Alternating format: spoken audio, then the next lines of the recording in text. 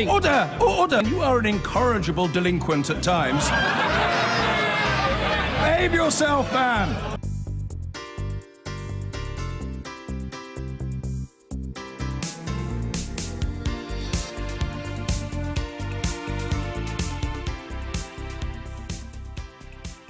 It was Saturday night that it happened, but it took days for the police to raise the alarm that they may be dealing with another nerve agent poisoning near Salisbury.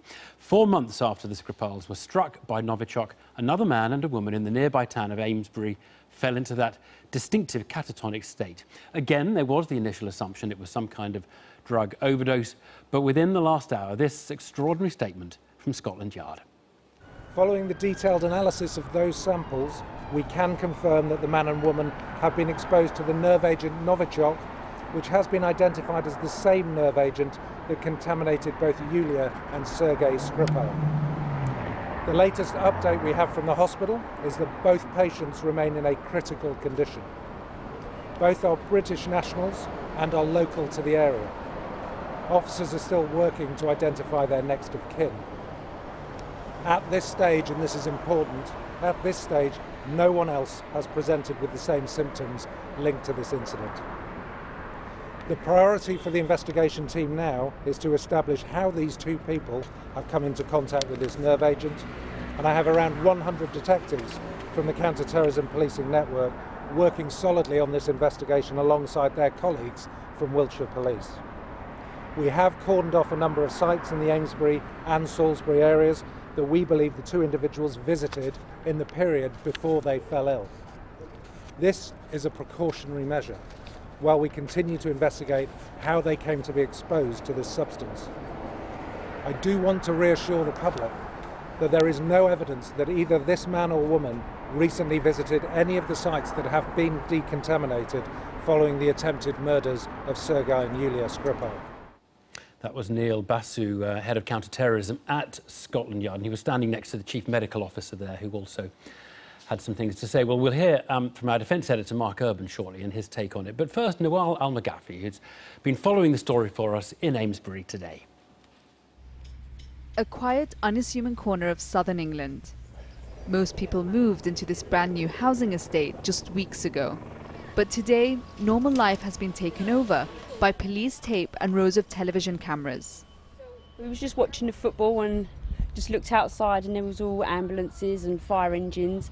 I think there was 3 on this road, just along here, and an ambulance and police, and they'd cordoned off the whole field so people couldn't come out and look. It's not very nice when you've got two kids inside and you don't know what's going on, so yeah, it's a little bit worrying. Emergency services were called here to the home of Dawn Sturgis and Charlie Rowley. They're the latest victims of what seems to be poisoning. He was sweating loads, dribbling, and you couldn't speak to him. He was making funny noises and he was rocking backwards and forwards, and there was no response from me. He didn't even know I was there. It's like he was in another world. He was hallucinating. The couple are now in critical condition and are being treated in Salisbury District Hospital. As well as Muggleton Road, the police have cordoned off a number of sites, including a Baptist centre, where the couple attended a community event, and a Boots chemist. The sites cordoned off by the police in Amesbury are only 7 miles away from the centre of Salisbury, and it's there that the story of the Skripals and today's events are linked. It's said that Charlie and Dawn visited this park a few days before falling ill. It's also a short walk away from where Yulia and Sergei Skripal were found unconscious. Porton Down Research Facility analysed samples taken from the couple and confirmed that it is Novichok, the same substance that also poisoned the Skripals. But Novichoks are very persistent. They last for a long, long time. Nerve agents usually dissipate in minutes and hours. This stuff lasts for months, possibly several months. It was designed to overmatch NATO chemical defensive capabilities, so it's very difficult to detect. And why it's taken so long in Salisbury to decontaminate is we have to sample every area, check it in the lab, and then come back. Once we know where it is, it's relatively easy to decontaminate. As the couple fight for their lives, more disturbing developments are coming to light. For people here, This sequence of events is all too familiar. Nawal Al-Maghafi there in Amesbury. Well, until this evening, the police had been maintaining a certain public open-mindedness about what had happened. Obviously, that all changed an hour ago. Mark Urban has been very close to the story of the Skripals and Salisbury. He's with me now. Mark, take us through what would have been going on over the last few days since Saturday when they first encountered this couple. Well, we've a very good idea because just a few weeks ago we were interviewing the medical team who treated the Skripals, and therefore we know the process they went through to make those diagnoses and how that evolved. So initially you may think it's an opioid overdose, that kind of thing, but within 24 hours, if people are not responding to the normal therapies for that, you start to go to other options. We know that on Monday, these two people from Amesbury had samples sent to Bolton Down, and very quickly that will have revealed, as it did in the case of the Skripals, an almost total absence of this critical enzyme, acetylcholinesterase, which is effectively the body's off switch to stop the nerve impulses. That's when you know it's nerve agent poisoning.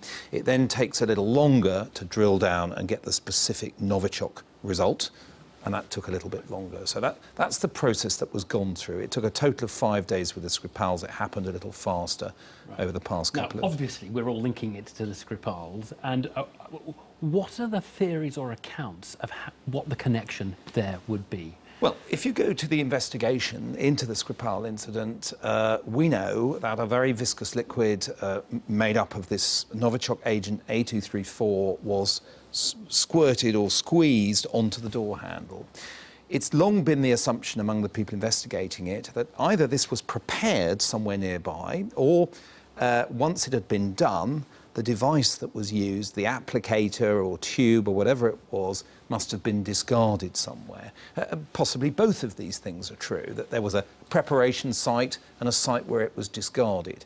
So they've been looking in vain for those places, and it seems that these poor people from Amesbury may have discovered one or other of those places. Quite possibly that the person having applied it on foot went down through Queen Elizabeth Gardens, down towards the Water Meadows, south of Salisbury, and may perhaps, we're speculating, have discarded something there. Yeah. OK, we'll be hearing much more from you later in the programme. I'm joined now, though, by Jerry Smith, a security consultant and chemical weapons expert who worked for the Organisation for the Prohibition of Chemical Weapons, latterly in Syria. And first, let's talk to the MP for Salisbury, John Glenn. A very good evening to you. I mean, I suppose one question that may be going through your constituents' minds is, did the clean-up get done properly? Well, the clean-up was focused on what we knew happened to the Skripals and the sites that were visited by them in the lead-up to, and where the police officer went subsequently when he found them and followed the leads. And everything has been worked through in terms of cleansing those sites, with a few more sites to be dealt with. What we of course didn't know was what actually happened in terms of the discarded materials, and as has been said, that's what's arisen over the last few days. Or we think might have it seems arisen. probable. Yeah. Are you worried for Salisbury? I mean, because there may be people who are saying, I'd rather not at this stage go into the town. We'll wait until we know what's going on. Well, I'm very, very concerned. I'm very concerned for my constituents, and they are too, because they are frustrated by this appalling act. And it is an appalling act, it's a barbaric act, it's a random act, and it's put lots of lives at risk. And we do need to get to the bottom of this very quickly, and we do need to make sure that we can give full confidence to the local population about the cleanliness of the area. But it's interesting because actually, to some extent, the police and the authorities and the Chief Medical Officer, Dame Sally Davis, who was standing next to Neil Basu at that impromptu press conference this evening, they have been giving reassurances. Yes. And I'm wondering, I think a lot of people were wondering, were they right to give reassurances? Well, if they knew there was Novichok out there, undiscovered, discarded, how could they say it's low risk? I mean, overnight, even last night, they were saying the current advice, based on the number of casualties, is it's not believed there's a significant health risk. Well, I think we've got a compelling narrative of what happened in terms of these agent was administered and where it was discarded, and we've encountered two groups of people that have come into contact with us. Nobody else, as far as we know, has come into contact. Right. Nobody else has presented. So we know it's so I think safe that's now. Do we know? I think that's a very reasonable assumption, and I would go with the professionals who've made that judgment. Right. Jerry Smith, let me turn to you. I mean, do you accept that narrative as the most likely, that this is probably inadvertent poisoning of this this couple, this unlucky couple, rather than some sort of deliberate act? Yeah, I think so. I mean, what's been reported from their background, it would suggest that it wouldn't be a deliberate targeting. So I think the unfortunate consequence of something that went on in the operation that was there to poison the Skripals has resulted in this. Do you think it was more likely the discard of the stuff that was used, or the kind of the leftovers of the whatever chemical process was used? Was it them on the way in, or is it them on the way out, whoever yeah, well, I'm still cautious about just following this single narrative. I think one thing we'd say is that there is some indications, and Novichok there's several Novichoks. I mean, we talk about a Novichok being an agent, there's actually several, and the information is not a huge amount out there, certainly in the general public view. But one of the things is that it may well have been a binary agent. So if you're going to sort of de-risk yourself as the assassin, that you would mix them at the very last minute before you administered it. Two files. Yeah. So if you were to take that narrative, then if the poisoning has occurred, then perhaps it happened post-event rather than pre-event, if you suppose that it was a binary agent. But should the people of Salisbury be very, very worried that this stuff doesn't seem to decay? I mean, we're talking 4 months after.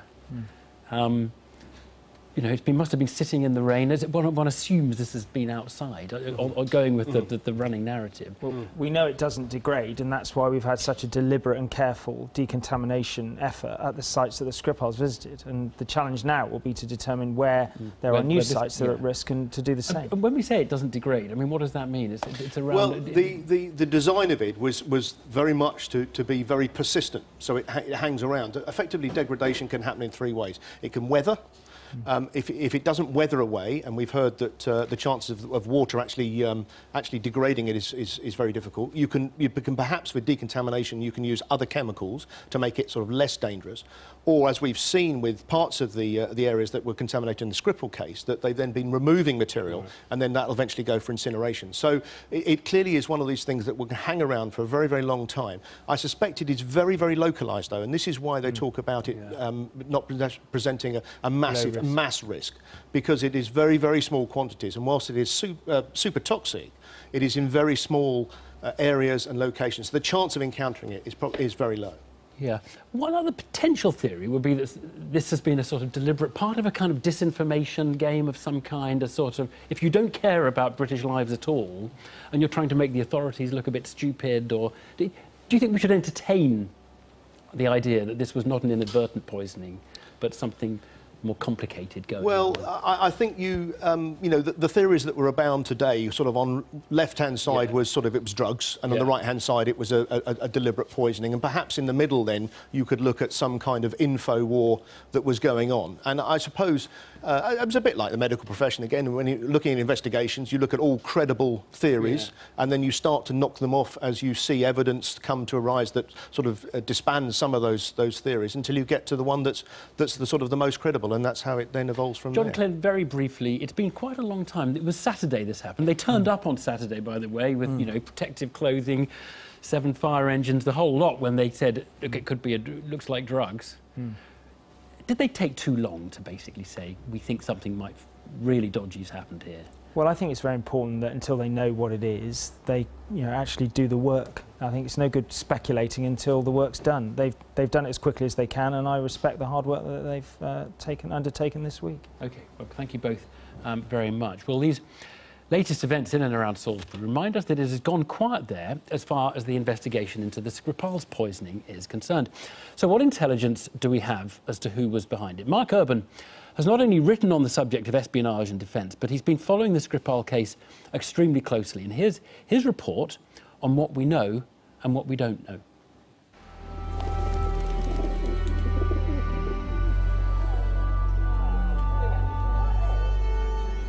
In the months since the Salisbury poisoning, little has leaked out of the police investigation.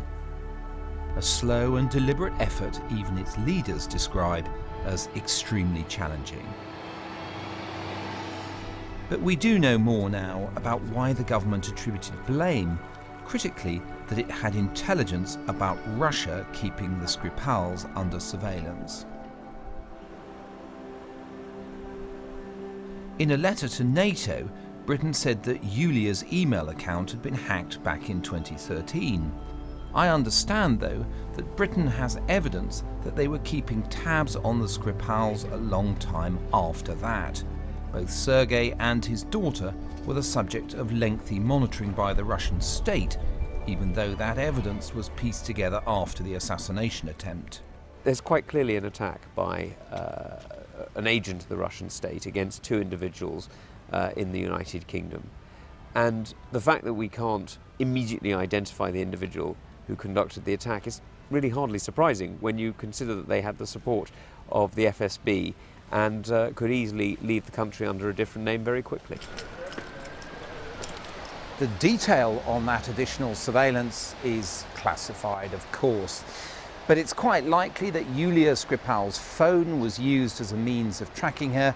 It may even been switched on as a microphone. As to whether Sergei Skripal was followed on the streets of Salisbury prior to the attack, that's a matter of active investigation.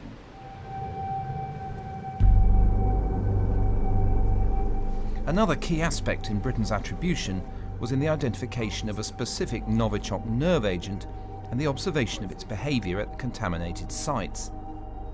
The secret report from the OPCW international watchdog shows, I'm told, that the agent hardly degraded at all in the rain. That could be relevant to today's news and is a measure of its exceptional purity. Both the foreign scientists and Porton Down deduced this meant it was chemistry of a very high quality. The agent is extremely pure, that there are hardly any impurities.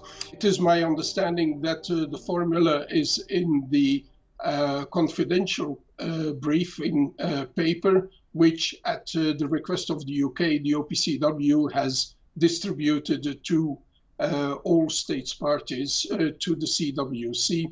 And then we also have a statement by the Russian ambassador specifically mentioning a Novichok variant, namely A234, as the agent mentioned to him by British officials.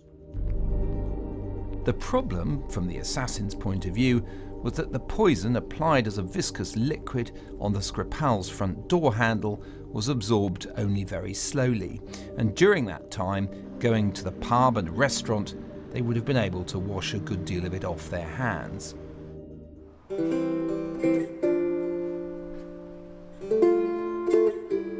But what of the man at the centre of this? Well, we can also reveal a little more about him. Last summer, I came here and met Sergei Skripal on a number of occasions. It was part of research for a book project I was doing.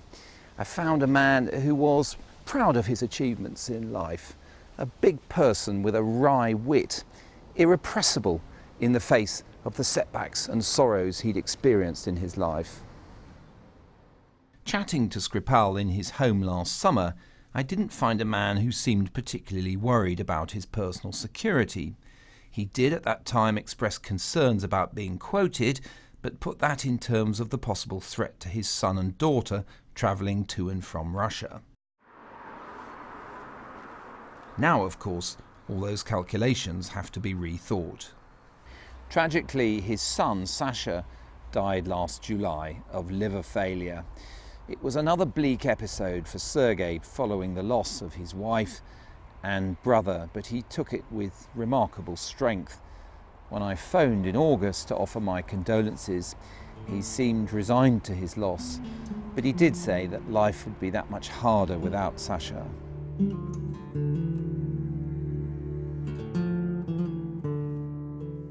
The Skripal I glimpsed last summer was a loving family man, and also one of routine, regularly visiting the cemetery, stopping by the nearby shop to buy scratch cards or enjoying a drink with friends.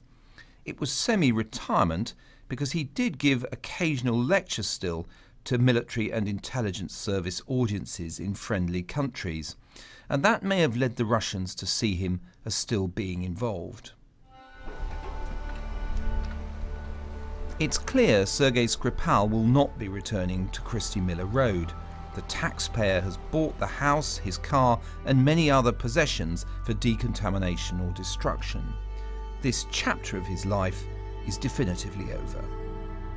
It'll be up to Sergei Skripal to decide how he wishes to approach the rest of his life, but he's got to realise that a failed attempt at murder by the FSB doesn't exactly fill anyone with confidence, and therefore I suspect he will require significant levels of protection for many, many years, and maybe indeed he may have to adopt a new identity.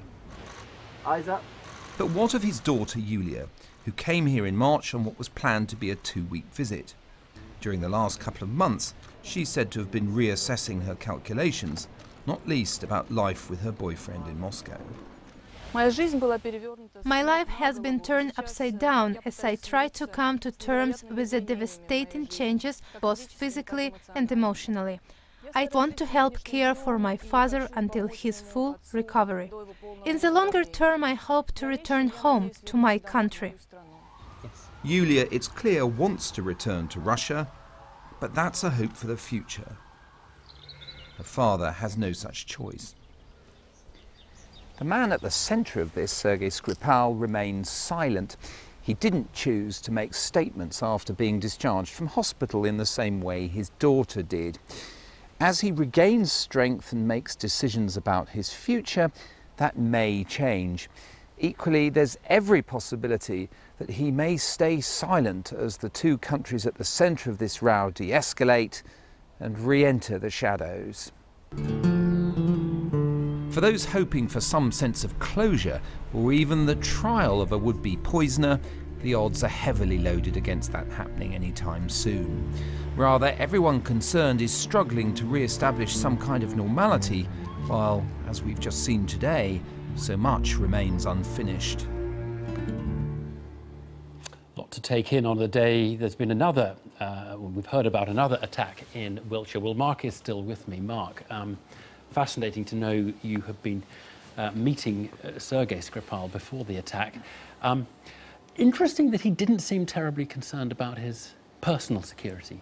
Well, look, you can say in a way that he's somebody who embodied Soviet manly virtues. He was a paratrooper, a champion boxer. You know, he went into the military intelligence service.